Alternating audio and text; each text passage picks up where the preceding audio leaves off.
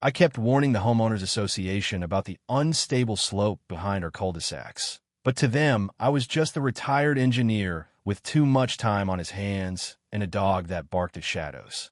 They called me paranoid, overdramatic, even accused me of trying to stir up trouble in our quiet little community.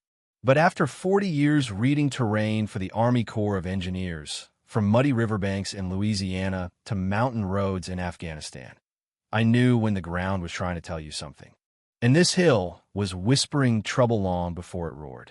The first sign came one spring morning when a hairline crack appeared behind my backyard fence, barely wider than a dime, but deep enough that my German Shepherd mix, Duke, planted his paws and refused to cross it.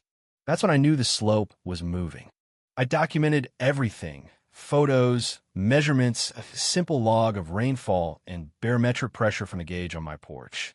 I sent it all to the HOA president with a polite request for a geotechnical review before they broke ground on their big community project. The president, Richard Harlan, a smooth-talking real estate agent with a perpetual salesman smile, thanked me for my community spirit in his reply email, then slapped me with a fine for spreading unsubstantiated alarm. 2 weeks later, he was knee-deep in mud, yelling for help as the new gathering plaza slid downhill like wet concrete off a truck. They laughed off my warnings. The hill didn't laugh back. Our neighborhood, Pinecrest Meadows, sits in a pretty valley outside Seattle. 2 wooded ridges hugging rows of tidy lawns, matching gray mailboxes and houses that look straight out of a real estate brochure. Nestled is the word they love to use in listings. Buyers see mountain charm and peaceful evenings. I saw ancient runoff paths, high-plasticity clay soils, and a slope angle that had always flirted with gravity but never quite crossed the line, until the wettest winter in a decade pushed it over.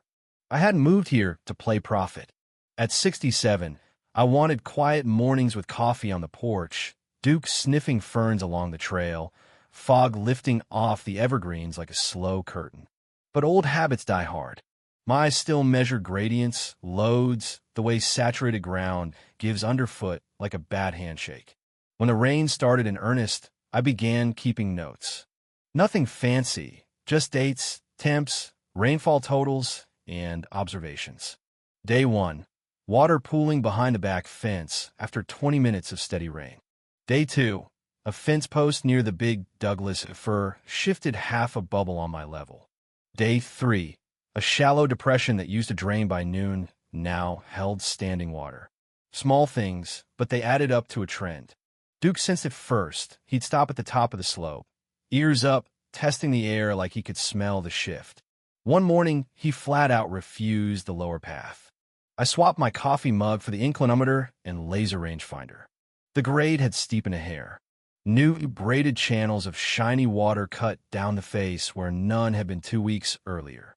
I sketched contours on my laptop, layered recent rainfall against the 5-year average, marked red dots. Monitor closely. Meanwhile, the HOA announced their beautification initiative. Fancy concrete pad, benches, extra parking, solar lights, family movie nights. The map in the email made my stomach drop. The site sat right where my runoff lines converged. I walked down to the flagged area. Orange stakes outlined a rectangle in the grass. A crew from a local landscaping outfit unloaded compactors. No drill rigs, no bore logs, no soils engineer in sight. Just guys in rain jackets debating lunch while the ground squelched under their boots. "Morning," I said. "You folks have any soil reports?" The young foreman shrugged. "We got plans approved by the HOA. Plans aren't reports," I replied. "Any percolation data? Moisture content? Compaction specs for this clay?" He blinked. "We're just prepping. HOA's got consultants." I went home and wrote my first formal email. Polite, detailed, credentials listed, retired Corps of Engineers, terrain analysis specialist. Attached photos, coordinates, a 2-page brief suggesting drainage swales, silt fencing, no loading until a 14-day dry spell. The auto reply came fast. Then Richard Harlan himself. Bullet points, bold text, that realtor grin in every line. "Thank you for your concern, Mr. Thompson. Our consultants confirm the site is suitable. We appreciate resident input and ask that you trust the process. We're excited to deliver a space that unites our community. Nothing about hydrology. Everything about optics. The rain deepened. The big fur I'd been watching leaned another fraction. I photographed it from the same spot, overlaid the images at 50% opacity. The trunk had jumped. Math doesn't lie. A neighbor, Margaret Hayes, a retired nurse with quiet competence, caught me at the mailboxes. "Frank," she said low, "I've got new cracks in my basement wall. Never seen them before. North side by the sump dropped a 1/4 inch." I showed her my log, the channels, the leaning trees, the compaction issues. No drama, just facts. She listened. "My son runs a local news blog," she said. "He could put a light on this." "Light helps," I told her. "But the ground will do the real talking." That night a blog post went up. Pinecrest Meadows, HOA ignores slope warnings, proceeds with plaza. It quoted my email, showed the stakes in a puddle. Comment split, half worried, half complaining about change haters. The board fired back with clarity and unity, thanked passion, lamented alarmism, reminded everyone community thrives on trust. Translation: stop talking to the workers. I sent another email, sharper, with fresh photos and rainfall charts. Bold line: recommend immediate halt pending third-party review. Then I called an old colleague, Ellen Carter, now in County Emergency Management. We had shared tents in hurricanes and slept on gym floors after disasters. She owed me nothing, but she listened. "Frank, send the package," she said. "I'll push for eyes on it." No promises, red tape's thick, rains everywhere. By late afternoon, stakes sprouted a new, glossy sign. "Coming soon, Pinecrest Commons." Rendering showed smiling families under string lights. No rain, no mud. Duke and I stood at the edge. You learn to hear silence change pitch just before it breaks. Birds gone quiet. Water hissing under the skin of the earth. I sent one more urgent note, copied city engineering. Lives at risk if loading continues. The rain drummed on. Dawn brought flatbeds. Richard Harlan paced in an HOA windbreaker while crews unrolled vapor barrier on ground that would swallow a boot if you stood still. He saw me and gave the speed bump smile. I took final measurements, printed everything, photos, angles, predictions. Paper has weight email lacks. At the HOA office, old model home smelling of air freshener. Margaret's counterpart, Lisa Harlan, Richard's wife, board secretary, smiled warmly. "Back again, Mr. Thompson." "Third time submitting data," I said. "Site needs licensed assessment before pour. We're committed to progress." So is gravity. Outside, rain never quit. The newsletter arrived. Community growth through collaboration. Unity, neighbors building beauty. No slope angles, no risk. I attended the next board meeting in the clubhouse. Rebranded garage with folding chairs and a banner. "Progress is our tradition." Richard opened with his grin. Community feedback, 2 minutes each. I stood, muddy boots, clipboard. Spoke calm, clipped like old briefings. Room stilled. HVAC clicked. Richard's patient smile. "Thank you, Mr. Thompson.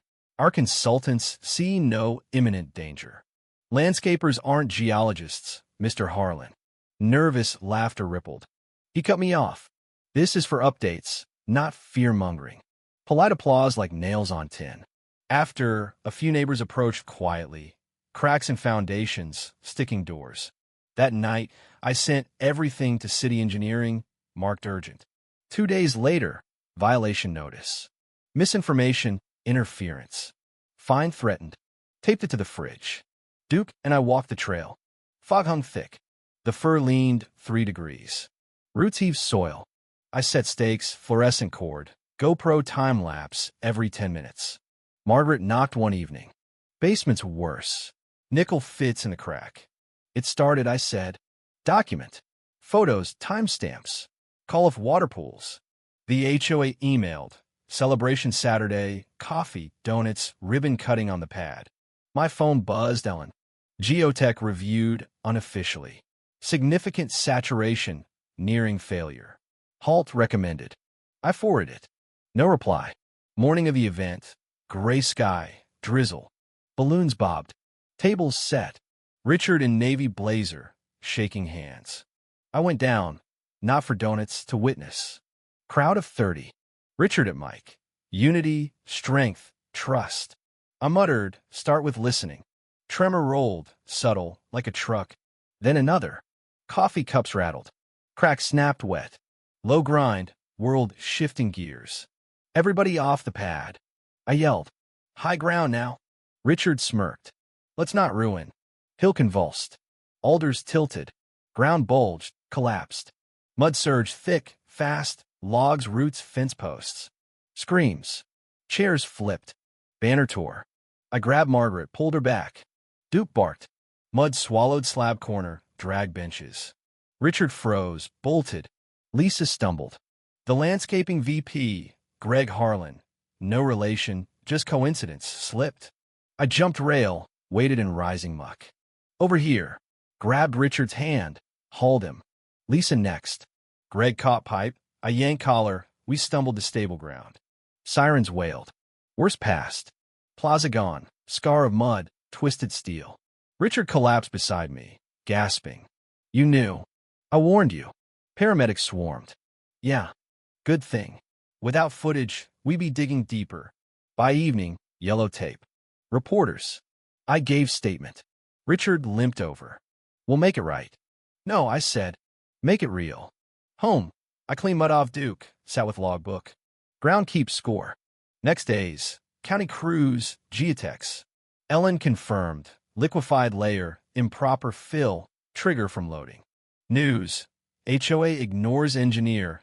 Landslide devastates community plaza. Blog exploded.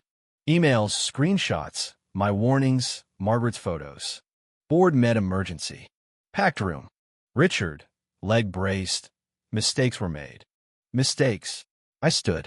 You gamble homes. Applause, slow, furious. Board stepped down temporarily. County declared hazard zone. Stabilization, $400,000 plus. Insurance, denied negligence. Letters, special assessments. Some cursed me for being right. Others thanked. I stayed quiet, documented. Investigation, control panel tampered. Lock cut, sensors disabled pre-slide. Footage showed Richard at 4 a.m. Criminal inquiry, reckless endangerment, tampering. Hearing, I testified. Footage projected, cracks widening, Richard a box. Investigator. Could disabling sensors worsen severity? Didn't cause slide, I said. Blinded everyone when it happened. Verdict. Board referred for charges. Richard plea. Reckless endangerment, tampering. No prison, but finished in public life. Headlines. Statewide HOA reform push. Slope stabilized, steel anchors, drainage, seeded grass. New committee, Margaret leading. Listening meadow, wildflowers, no concrete. Sign, dedicated to those who heard too late. Because the earth always speaks, wisdom begins when we listen. I helped plant, hands in soil, Duke chasing butterflies. One Morning County delivered plaque in recognition of Franklin Thompson for vigilance, integrity, community safety. I set it by sign. No crowd. Just Duke and me. Sunset lit, raw soil orange. Hill breathing easy. Ground remembers. Law remembers now. I close logbook, final entry. Ground stable. They listened. Sometimes warning starts soft. A crack, a lean, a gut feeling. Most ignore until roar. But earth never shouts first. Lesson. Arrogance builds walls. Wisdom plants roots. If you've read this far, drop a comment below. Have you ever ignored a small warning that grew into something bigger? Or seen injustice where people in power refused to listen until it was too late? Share your story, your take on how arrogance and negligence play out in real life.